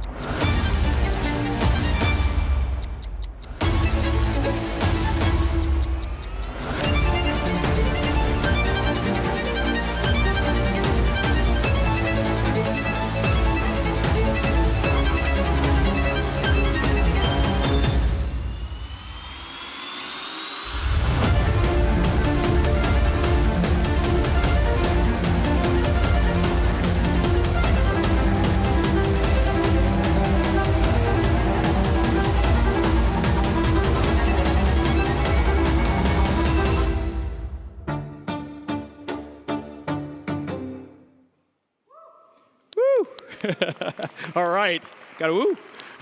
All right, well, we are doing, I think, a ton of exciting things, and what better way to show that to you than to actually do some more demos. So welcome Michael and Ryan on stage to give some demos. Thank you, Jeff. Hello, Cisco Live Melbourne. This is very exciting for Ryan and I, a little bit terrifying too, but very exciting. You just saw some amazing features and innovative things that we've launched that Jeff talked about. Ryan and I are going to show those live on stage right now with working code. So on behalf of Ryan and I, please cross your fingers, knock on wood, quick prayer to the demo gods. We're going to show you three things. We're going to show you unified management, enterprise features delivered from the cloud, and automation through agentic ops. We got a bunch of great Cisco hardware on stage with us. Let's start with our laptop. We got it up here on the big screen. And we can see that Ryan's already logged into the Meraki dashboard. Now, if you haven't used the Meraki dashboard before, when you log in, you end up on our global overview page. So single page, you can see all your Meraki organizations that you have deployed. Now, for those of you that have used the dashboard before, you can see this looks a little different. First off, it's in dark mode. We released that just last week, so you can go to your profile in the upper right-hand corner, switch between light and dark themes. But also, if we look closer, we see what Jeff was talking about. Not only do I see my cloud deployments that I use the Meraki dashboard to deploy, I also see my Catalyst Center site. So it is a true global overview. I can see the health and status of my entire network. If there's a warning or an error for an access point, let's say something I deployed on Catalyst Center, if I click on that, I'll go straight to that specific page on Catalyst Center. I don't have to log in again thanks to SSO. Now, Ryan, I know we deployed our stuff through the dashboard, and you wanted to talk a little bit about our switching infrastructure. We did, Michael. Thank you for having me. My name's Ryan, and I want to take a bit of a deep dive into some of the infrastructure we've got right on stage here. Starting with our Cisco C9350 smart switch, powered by Silicon One. And we know this is running iOS XE, and that's a powerful combination. But in addition, we got something a bit special here. It's being orchestrated and automated by Cloud Dashboard. So let's bring up our switches page here, where we can see all of our live infrastructure, including our 9200s, our 9300s, and our 9350 right here. I'm going to jump into the 9350 to the switching page, where we can see some of the great visibility dashboard gives us, including our port status, a bunch of telemetry information, and information about how this is configured. Now, I'm going to click on an individual port here, Michael. Port 1, we can see our configuration, all our client telemetry, and it actually looks like we have an interesting camera connected here. That's right, Ryan. So if we follow your cord here over, we see it's connected to the Cisco Room Vision PTZ camera. Now, this is our latest camera from the collaboration business unit, and it's our first PTZ camera that supports AV over IP. That means not only are we getting power with PoE from your switch, Ryan, not only are we sending camera control commands and firmware upgrades to the camera, but on that same single cable, we're sending very high quality, lowly compressed video back through your switch, and in this case, onto the beautiful Cisco Board Pro 75G2. Now you can tell just by looking at the interface that this Board Pro is in Microsoft Teams Room mode, or MTR mode for short, just highlighting our commitment to meet our customers on their preferred collaboration solution. I want to go full screen here and demonstrate some of the really cool features we have with the pan tilt zoom. Actually, I'm going to go back to the exit here. We have one of our TMEs way back there in the theater. Mao, give us a wave from the back if you can. Thank you, Mao. He set up all this equipment, an amazing TME, rock star. We've got our production team, one of our camera techs there. Andrew, big wave. I'm shaking the camera just by walking around here. Let's go back here. This camera has 60 times zoom. That's 12x optical zoom coupled with 5x digital zoom. It's also packed with AI capabilities for things like people detection. So really cool collaboration features. I know you want to talk about enterprise features delivered from the cloud. That's right, Michael. And so we've got our hardware, our software, and the cloud working seamlessly together. But what other possibilities does that provide? And to demonstrate that, we want to talk about something brand new, and that's cloud-delivered fabric. Now, if you're not familiar with fabric technologies, they're a way we build a full mesh, like threads of a fabric, between nodes on the network to give us some great outcomes like resiliency, redundancy, scale, but most importantly, segmentation and security. Now, the problem with the fabrics is they can be a bit tricky to deploy, so let's take a look at how Dashboard can help. We're going to click on the Create a New Fabric button here, and we're going to get everything we need to build a new fabric from scratch. We're going to put in our underlay IP addressing.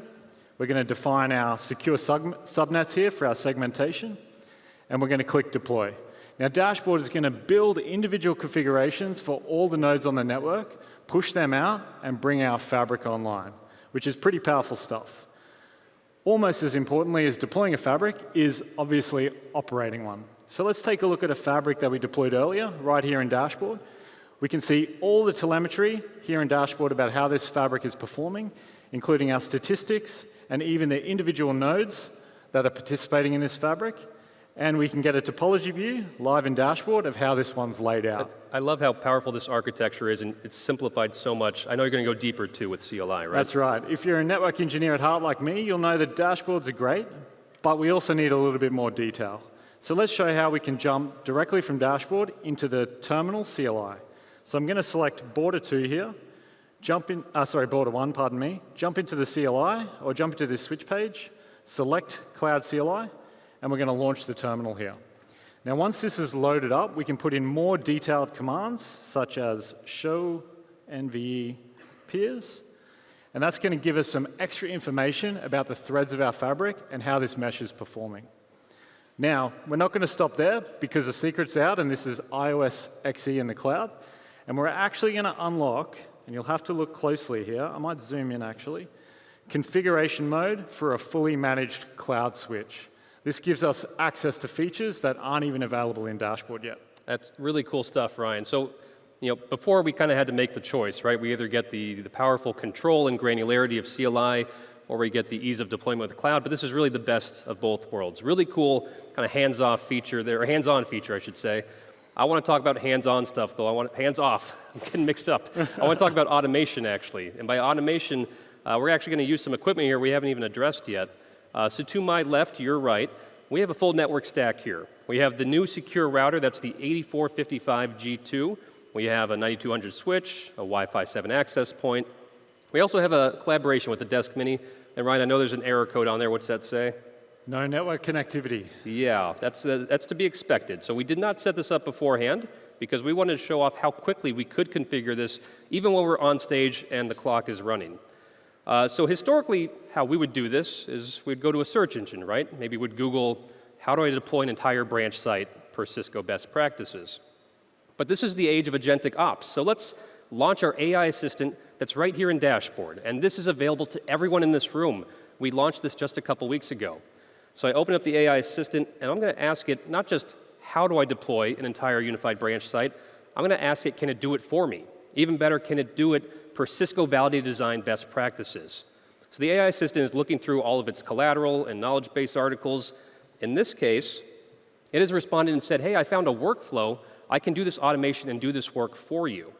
Now, if you're not familiar with Cisco workflows, I don't blame you. We just launched this as well about a month ago, right? Early October.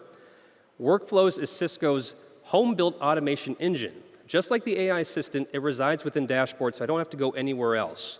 And since in this case, the AI assistant is going to invoke a workflow to make changes, and we always want to keep a human in the loop, it will check one more time. Are you sure you want me to do this for you? And I said yes. Now it's going to deploy a full unified branch site per CVD best practices. That means it's going to set up firewall rules, VLANs, DHCP scope, SSIDs on the access point. It's going to take about a minute to run for that. I want to hop over. You can see on the left-hand side now, we now have an automation menu. This is Cisco workflows. And within this, I can go to the Exchange. These are Cisco-provided workflows you could use right now. You could copy them, edit them, or you could build a workflow from scratch. It's a very simple drag-and-drop interface. Oh, we're in light mode here. Let's switch to dark. Looks a little nicer. And you can see here, this is an example of the workflow we're running right now and all the steps it's doing for us. So let's go back to the AI assistant. I see the status seems to be going good so far. Now, if we did this manually, Ryan and I would be jumping between dozens of pages, right? The wireless config settings, the router settings, switch settings. It would take us hours if we knew what we were doing, maybe even longer if we didn't know what we were doing. So it's come back here, and thankfully it looks like everything completed successfully. So just like that, in less than a minute, we deployed an entire network stack. That's routing, switching, wireless. We did that through the AI assistant using Cisco workflows. We got the Desk Mini obviously registered and making live calls here, all in probably about 45 seconds. And the most amazing thing is we were hands-off for that. That was automation, and that's showing the power of the Cisco platform and the power of agentic ops. Folks, thank you for your attention. We really appreciate the opportunity up here. Back to you, Jeff. Thank you. Thank you, Michael and Ryan. I love a live call on stage, and by the way, I would be remiss to not point out that the dashboard was in dark mode, so we love that innovation. So hopefully you can all see we are thinking about how we bring our entire portfolio together to reimagine the workplace for the agentic era and think about it more broadly than just any of the individual components, but as full solutions. So with that, I'd like to turn to the last section of the presentation and talk about the third pillar of our strategy for digital resilience. And as we said before, when you have an issue, you oftentimes don't know what the issue is. You don't know whether it's an infrastructure problem, whether it's a security attack, and you probably have multiple teams all working on the problem simultaneously and not making progress. And this is getting harder and harder because complexity creates an immense amount of risk. Again, our technology infrastructures today are running across infrastructure that you own, infrastructure that you don't own, and there are security and performance issues that can happen anywhere in that cycle. And we believe fundamentally that digital resilience is a data problem. We have the telemetry. If we look across our infrastructure and we look across our security products and we look across our applications, we have all the telemetry that is needed to come together to solve for this problem. And this is why we believe Splunk is such a strategic part of the Cisco portfolio. We have simply unmatched ability to solve this problem. When you think about bringing together network telemetry, infrastructure, applications, operational data, user and device information, as well as security telemetry, all in one place. And so, again, we have a three-part strategy for digital resilience. First, we need to basically allow you to operate on machine data at ludicrous scale. And this is not massive scale. We use the term on purpose, ludicrous scale, because we think the amount of data that you're going to have to deal with in the agentic era is just massive. So second, you need to unlock your proprietary data for AI. And third, we need to reimagine observability and security with AI. And so again, let's talk about each one of these particular areas. And so first, let's talk about data. Splunk, this has always been a Splunk superpower. There are over 2,000 integrations with third-party providers of data that can come into Splunk and be automatically correlated, and you can understand linkages between that data like you could never before. And over the last year, we have been innovating to bring the Cisco portfolio even closer to the Splunk portfolio. So on the security side, massive amount of data from our security products that can now go into Splunk. It's like our XDR products and all of our different protection products. You can now send high quality signal into the Splunk products to help you with even better detections. And we also do Talos threat intelligence. So bringing that in side by side with all the other data that you're collecting from all your other sources. We've also integrated Splunk with our networking portfolio. So across the board, we have better data than ever before from our networking portfolio, and including Thousand Eyes, that can go into Splunk to help provide all the context you need to solve problems. And one of the things that we're doing is continuously looking on how we can create even more of a platform advantage. So one of the things we were incredibly excited to launch a few weeks ago is free Cisco firewall ingest into Splunk. So think about now, if you have Cisco firewalls, all of the logs on those firewalls can go into Splunk for free, and you get new detections and automated workflows as a result. And so this is a great example of where we want to really drive a platform advantage of having multiple products across our portfolio and actually have a compounding effect as you bring those products online. But what's better than ingest than, what's better than free ingest? It would be no ingest. And so that's why we have been super focused on what we call federated search and analytics, being able to effectively bring Splunk to your data and actually do the analytics where that data resides and not have to move the data. So Splunk has been doing this for a long time with the Splunk repositories, and it's expanded into AWS and at Microsoft Azure. Just a few weeks ago at .conf, we announced integration with Snowflake. And you should expect over the next couple of quarters to see more and more integration between the Splunk portfolio and the Cisco portfolio, so that Cisco portfolio, or Cisco telemetry within our portfolio, is available to Splunk without having to ingest it. Now, the second part of the strategy is around, now, once you have all of this data in Splunk, how do you unlock the value of that data for AI? And our firm belief is that your data is your moat. And what that means is whether it's telemetry that helps you understand how to operate your organization better, or whether it's business data, you need to figure out how to unlock that value and do it in new and innovative ways. And so how are we helping you do that? We are doing that by effectively teaching AI to speak machine data. And if you think about, again, how AI works today, you can break up a human sentence into multiple tokens or words. What we are able to do is take time series data, break it up into small chunks, and train AI into how to speak the language of that time series data. And when you do that, you can now have agentic systems start looking across multiple time series flows and start to literally see what you couldn't see before. You can start to see a butterfly effect, where even a very small impact on one system has a much larger impact down the road on another system. And so all of this is unlocked by teaching Splunk how to speak machine data. And there are two particular innovations that drive that. First, a new Cisco time series model, which is a model that we are going to release on Hugging Face. It's open source.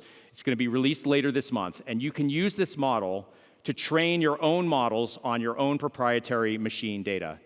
And we've also announced a machine data lake available in alpha later in February of next year, where you can take all this learning and bring it all together into one single data lake that make it available for your agentic systems. And so these are really critical innovations that we're doing to help you bring all this machine data that you have in your organization to life. But all of this then requires you to drive an outcome. And so that's where the last part of the strategy is so important, where we are reimagining observability and security with AI. So one area in particular is agentic observability. So our observability suite now has agentic capabilities. Think about an AI troubleshooting agent that can automatically sift through information at massive scale, give you recommendations, even start to solve problems for you, all in plain language and getting you that kind of the information you need to more rapidly respond to problems in your applications and your infrastructure. We're also continuing to advance our agentic security operations capabilities. So again, with our market-leading SIM product, you now have something like, you now have, for example, a triage agent that allows you to evaluate different alerts and reduce alert fatigue by prioritizing which alerts need to be looked at, giving SOC analysts all the information they need so that they can focus on their highest priorities and not do any of the menial work that they normally have to do. And again, you can expect both on observability and security for us to continue adding agentic capabilities to help all of you do your jobs much more efficiently. But that's not all. The AI Canvas capability that we launched at Cisco Live and that you even saw earlier is being integrated throughout our entire portfolio, and Splunk is no exception. So we are bringing the power of agentic ops directly into Splunk, and you'll see that everywhere that you integrate with Cisco data. And so again, rather than go through a whole lot of slides, I'm proud to welcome Craig on stage to show you a demo. Thanks, Jeff. Really appreciate it. Hello, Cisco Melbourne. I'm going to play the role of a security analyst. As you can see here on the left-hand side, I have my AI assistant ready and raring to help me. My AI assistant's already rendered my network tile, my network activity tile, onto my canvas. I've come into AI Canvas due to an anomalous network activity. So let's start by asking the assistant, sorry.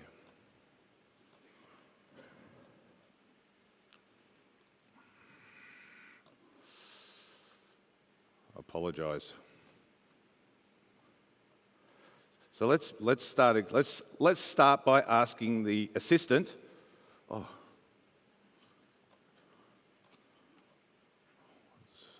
We will start by asking the assistant. Don't you love demos? Live demos.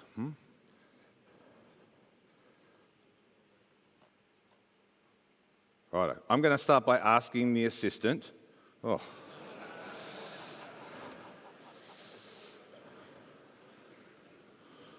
I don't know what's wrong with the assistant, to be honest. The assistant doesn't want to play.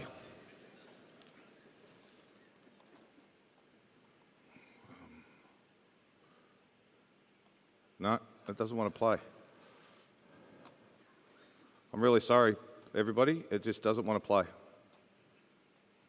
I can't get it to work.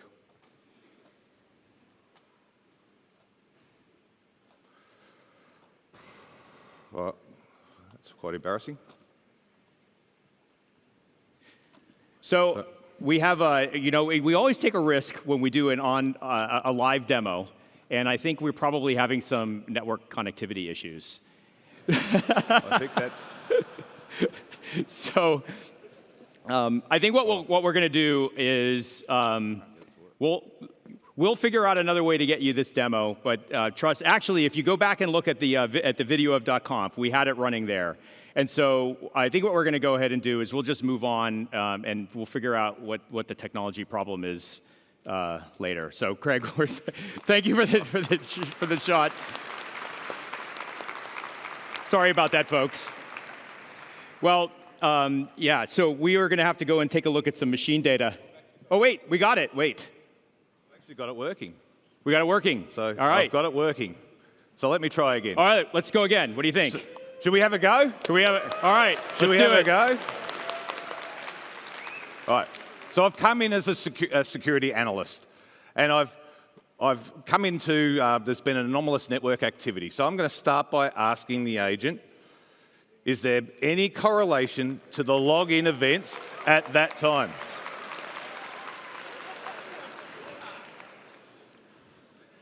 So what's going to happen now is the AI assistant's going to go off and look for any log-on events that happened at the time that the network activity was detected. So it will come and render, hopefully, a new tile, which it will render a new tile. So it's also come back and showed me the same time frame, and it's rendered that, but it's shown me no really anomalous activity. There's no real alerts, no real events at all. But my trusty AI assistant has gone one step ahead, and it's gone and interrogated the Cisco data fabric, and what it's done is it's gone and pulled all the relevant information from the Meraki network and put it on a tile. Now, this is all generative. I haven't done anything. This is auto-populated. All of these tiles are built out themselves. But as you can see on the network map, there's nothing really onerous. There's no errors, no alerts there. So maybe there's a user issue. So as the AI assistant on the left-hand side has suggested, put a few suggestions, let's have a look at the user behind this anomalous network activity. So what that's going to do as well, and it's going to go and find all users that were active on that network at this one time. So also remembering too that every one of these tiles is fully customizable. You can move them, change them, move them up and down, resize them. So as you can see, the AI assistant's come back with a new tile, and it's actually shown a bit of a spike for a particular user called Andrew L.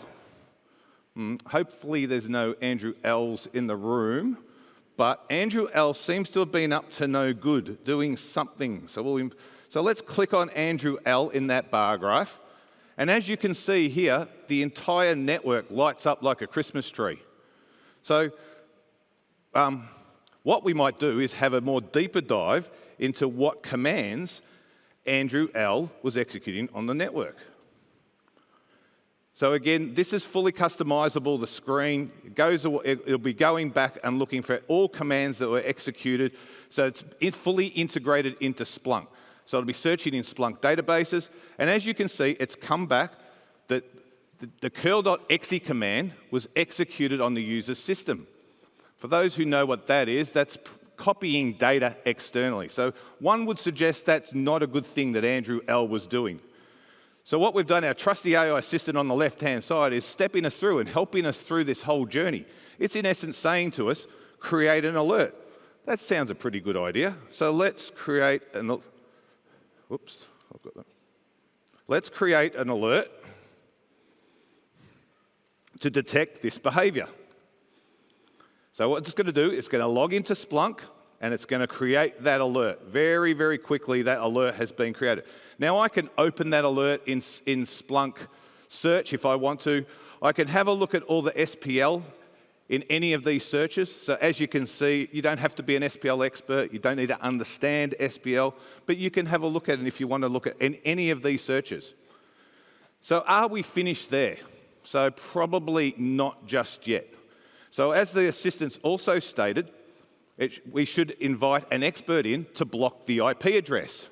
So if we do that, we immediately turn this into dual player mode. So AI assistant has the ability to invite other people in to help resolve your problem. So there's so many people to choose from. I'm going to invite Darren, and I'm going to hit the Generate AI Summary button, and I'm going to invite Darren. Now, Darren could be in your organisation, he could be externally. It just so happens Darren is behind stage helping me. So if we give Darren applause, that'd be fantastic. And there's Darren. So Darren's already joined the session. We're playing cursor chasey. You can see the cursor moving around. So Darren, as you can see up the top here as well, Darren has joined. So he has joined my canvas, and Darren is now working on blocking that IP address. So he'll be executing the commands that he needs. So there you go. So he has immediately blocked that IP address. All happen within a single canvas, within a single framework, within a single tool. Problem rectified, problem resolved. But are we done? Not completely. One of the biggest problems that security analysts hate is incident reports. So anyone that's a security analyst would know just writing reports is tedious. What we could do here is generate a report. Automatically, AI will create a report for us. some point. And what that does is it takes out all errors, all problems, formats consistently. It enables consistent incident management practices across your organisation. But more importantly, it provides table of contents, conclusion, recommendation, and allows you to download it as a PDF and copy it into your incident management platform. So from problem detection to problem resolution in a collaborative, dual-player mode, that is AI Canvas. Back to you, Jeff. All right. Special round of applause for Craig. Thank you. I said at the beginning that digital resilience is a data problem, and I can tell you with actual data that was a server problem and not a networking problem that caused that to happen. And you can also see how quickly they responded. So I think we got a really good demo of digital resilience right there in addition to AI Canvas. Anyway, I hope you could see how excited we are about what we're doing around digital resilience and being the machine data fabric for agentic AI. And also, I hope you got a sense from this presentation of how excited we are about what we're doing in the innovation world and how we are critical infrastructure for the AI era. Now, you've seen a lot of technology and innovation here, but the reality is none of this will help you unless you can adopt this technology and be successful with it and drive outcomes. And that's where the Cisco CX organization comes into play. And without any further ado, I'd like to bring on stage somebody who really needs no introduction to all of you, our head of Cisco CX and APJC, Jackie G. Take it away. Thank you. Thank you, Jeff. And thank you for being here. I'm excited. Thank you for your trust. Thank you for your loyalty. And in particular, thank you for your feedback. You're going to see that we've taken it really seriously in the last 12 months or so. So I want to start by saying that as we've gone through the data centers and the future-proof workplaces and digital resilience, we know that it's not always that easy. You need to make sure you're getting value from the investments you're making with us at Cisco. We want to make sure you also adopt our technology as fast as possible. And by the way, what you've told us is that our customers, you're demanding something entirely different. You want a different CX to show up. You want predictive, not just reactive. You want hyper-personalization, not generic solutions. That's what you keep telling us. And you want speed with trust. You want simplicity without compromise. And with all of the discussion on AI, we know that it's raised the bar so high that the old playbooks that we've had, they no longer apply. So what are we doing? Our vision is simple. We want every Cisco interaction to be personalized, to be proactive, to be predictive, and you're going to see some of that. We want to bring AI to life, and we have real use cases. We also want to make sure that you know that what we are building is in response to what you've asked for every interaction to have the context and the history and the learnings, so when you come back to us, we already know what to expect. We're not just fixing problems, we're actually working on preventing them before they happen. And we want to anticipate your need. And by the way, I started with that. We've heard your feedback. What did you say to us last year? You said we want a simpler CX. We want you to show up, and we want to be able to do business with you in a much easier way. So, what did we do? We simplified our portfolio. It's now one portfolio. Cisco support with 3 tiers: standard, enhanced, and signature. That's it. I know 3 or so years ago when I took on this role, you kept telling me, why is it so complicated? Why are there hundreds of offers? 3. Standard, enhanced, signature for support, and we have subscription and transactional for professional services. When you want Cisco skin in the game to help you design and get ready for a large-scale implementation with our partner, we're here for you. Now, this is the really exciting part. Underpinning our offers, underpinning what we're here to do for you, we have our new digital AI interface that we announced last week. The global team are in the audience. CX, raise your hands. We're excited. Let's roll the video so you can see what this looks like, and it's real. It's now live. Thank you. AI is evolving the IT landscape. That's why we built Cisco IQ, an enhanced customer interface where AI-driven systems and human expertise unite to accelerate your entire technology lifecycle. From planning to deployment, operations, and beyond, Cisco IQ powers support and professional services, helping you accelerate time to value and drive continuous innovation. It maximizes IT value with radically personalized insight, aligning every action to outcomes that move your business forward. Predict and prevent issues before they impact you.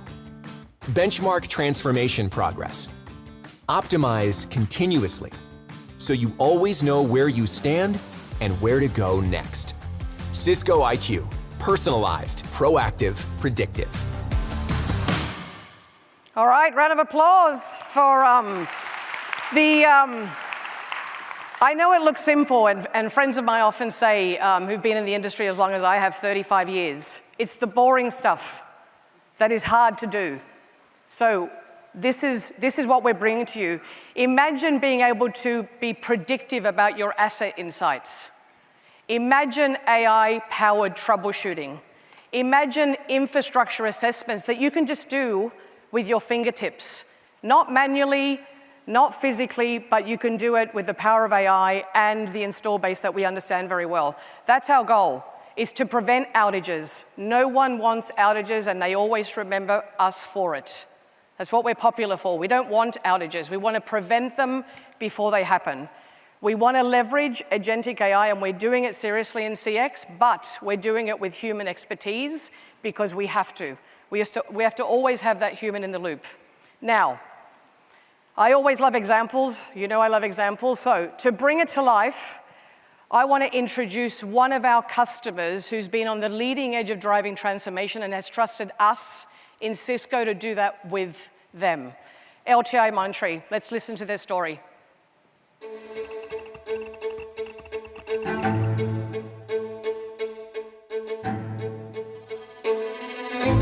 Overnight, our workforce doubled to 80,000 people. We needed a partner to simplify and build resilience, and that was Cisco. We began day one working with Cisco services. Cisco Secure Access was the solution across every user. Every one of the 80,000 seats included Cisco 1000 Eyes. This gave us immediate visibility of our new security infrastructure, literally as it rolled out. 90 days later, it was done. It was very impressive. We then lent on Cisco Capital to allow us to innovate broadly and rapidly. We transformed over 1,000 rooms. Room usage rose 119% as spaces became smarter. And today, just 60 people are needed to support a future-proofed workplace for 80,000. We began this journey with a test to see if Cisco could do one thing. Now we know they are capable of many things, but with one clear objective in mind, driving value for us and for our customers.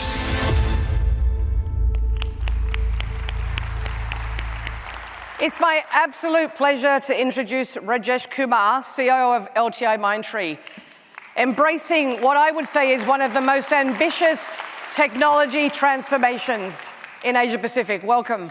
It's a pleasure to have you here. And by the way, just yesterday he received the CX Visionary Workplace Award. And I also want to congratulate, I think, all of our customer award winners over here. Round of applause, wave. Congratulations on being our winners. We know what it takes. It takes a lot. So welcome, Rajesh. Thank you for being here with me. Great to be here. What amazing keynote from Ben and Jeff. Whoa, what technologies are unbelievable, unbelievable. I hope that whole thing was not scripted, it was real, that AI was able to recover so quickly. Fantastic, fantastic. I think that was a pretend outage, I'm not sure. Yeah. I think it might have been, Yes. But look, thank you for being here. Yeah, really such an honor to receive the award, and that truly reflects our fantastic partnership, Jackie. Yes, no, it does, it does. We are very humbled to be part of your journey. So let's start there. What drove LTI Mindtree to partner with Cisco? Jackie, the goal was really to build a resilient, secure, and scalable technology backbone for our 80,000 employees spread across over 100 locations, serving our 700 plus customers, right? And in addition to that, we wanted simplicity, consistency, and speed. With Cisco, that's exactly what we have achieved. Thank you. Excellent. I did not ask him to say that, by the way. All right, let's talk about some of the biggest challenges you face, because you make it sound easy, but I understand the scale and complexity, the team were involved. Like, what were some of the biggest challenges that you faced, if you can share that? Scale and complexity was quite significant, actually. So we have a vast global network spread across the world and catering to our 80,000 employees, and we needed to modernize, secure, and unify them without business skipping a heartbeat. So that was a challenge. And we needed a trusted partner who brought together networking, security, observability, collaboration, all under one consistent framework. And we turned towards Cisco CX, and they were able to design this roadmap and execute it effectively. And that reminds me, Jackie, in last year on this very stage, you were telling something. I was sitting probably a few rows down there. You said one of your customers was able to know when an issue happens immediately, and they were able to fix it even before the first person picks up the phone and calls. That's exactly where we wanted to be, and that's exactly the journey we are on to. Yeah, no, thank you. I'm glad you remembered that quote. Absolutely. Yeah, preventing the issues before they happen. And I think, look, no one wants an outage. I mentioned that before. It's very, very critical that we get in front of that, especially with the importance of the critical infrastructure that we are responsible for across, Asia Pacific, Japan, China, and the entire world. Let's maybe switch to another part of this. Now, getting off legacy infrastructure is not easy. I have also done it many times, like many of us around the room, and it brings risks. And we always hesitate, but it is necessary, I think, for the future, because we don't want to be sitting on that legacy. Now, you did this, right? Secure access. He did this in 90 days. So we want to understand, how did you do it? Thank you, Jackie. What an incredible 90 days it was. So we replaced this secure access solution in just 90 days. We replaced something that was there for over a decade. And that was really the complexity. It all started like this, right? We needed to integrate a whole lot of things, Meraki and Catalyst networks and Wi-Fi and SD-WANs. And we brought in Thousand Eyes. And Thousand Eyes brought in visibility, and it provided our ability to see things before they actually happened, right? So what was happening is we are able to collect the data and trace the causes and act swiftly to fix them all with Thousand Eyes. And this is what I tell my team, right? When we went through this 90 days experience and we actually achieved it, the network should be invisible. What I mean by this is network should be like air. We just breathe it. We don't think about it. That's exactly the reliability that we wanted to achieve. Yeah. I mean, I always admire Rajesh because he makes it sound so cool, right? So, and no one, I mean, how many times did you actually get thanked for doing something incredible in 90 days? Not very often, but so Rajesh, I mean, round of applause.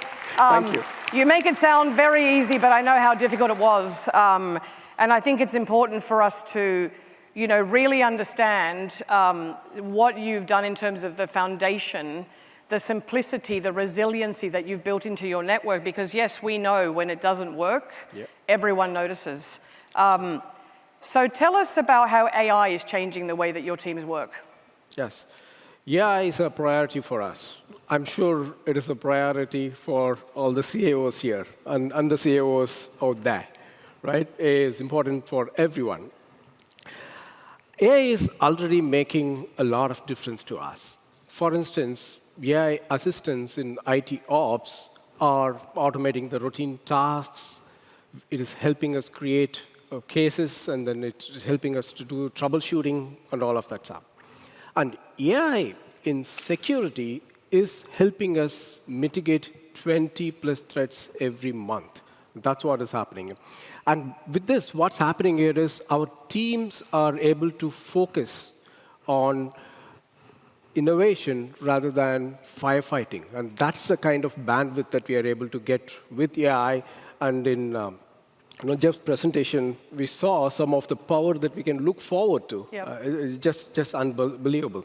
See, with AI, we have the ability to anticipate issues.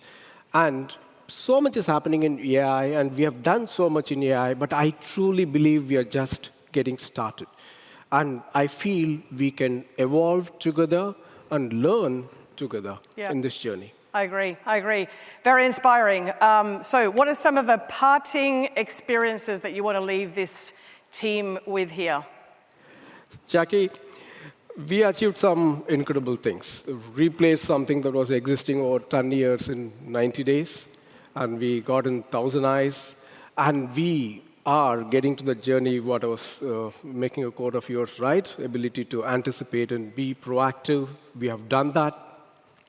And with AI, it's all getting more powerful. The one thing that I want to leave with for everyone is that if you get your vision right, where you want to be, and the means follows, you just need a good partner to work with. Yep. So vision right, partnership right. Yes. And the execution will follow. You're exactly. Very humble. Let's say a big round of applause to Rajesh and the team. Thank you so much. Thank you, Jackie. Thank you so much. Thanks for everything. It was a privilege to share our story here. Thank you so much. Thank you so much. Another round of applause for Rajesh. Fantastic story, and we love bringing it to life with CX. So thank you, everyone. Thanks for listening, and let me hand it back to Ben. Thank you.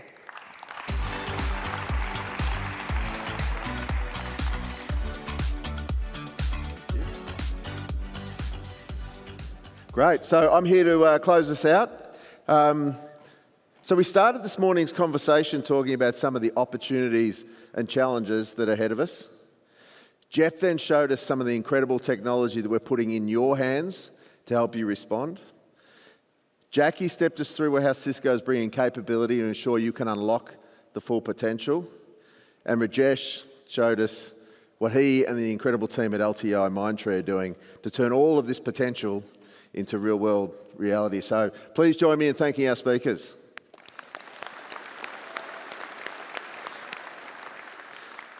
So we covered some ground this morning, but there's plenty more to unlock here at Cisco Live. So I encourage you to take advantage of every opportunity to connect, collaborate, and learn together. Please be sure to visit our World of Solutions. We have an incredible partner community in the Cisco ecosystem, and many of them are on the show floor there showing how they can take our assets and build and customize and turn them into meaningful outcomes for you. So thank you again for your time and attention. Have a great week. Cheers.